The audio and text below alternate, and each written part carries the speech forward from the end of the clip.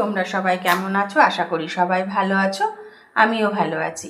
আজকে বানাবো ডিম বেগুন, সেটা তোমাদের সঙ্গে শেয়ার করছি। তার জন্য নিয়ে নিয়েছি বেগুন, একটু ডুমো ডুমো করে কেটে নিয়েছি। ডিম নিয়েছি 3টে, সেটা গোল গোল করে পিস করে নিয়েছি।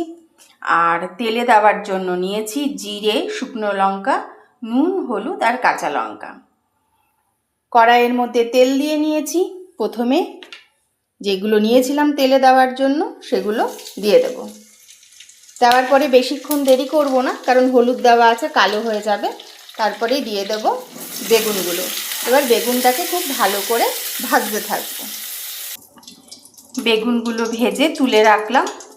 এবার কড়াইয়ের এই তেলটার মধ্যেই এই ডিমগুলো ভাজবো পিস পিস করা।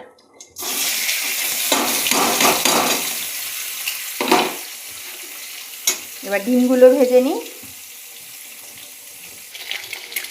ডিমগুলো ভাজা হয়ে গেল। ওই ডিম ভাজার মধ্যে এবার ভেজে রাখা বেগুনটা মিলিয়ে দেব। দিয়ে দুটো একসঙ্গে কিছুক্ষণ মিলাতে থাকবো হালকা হালকা হাতে, যাতে ডিমগুলো পুরো ভেঙে না যায়। আমাদের একদম ডিম বেগুনটা হয়ে গেছে।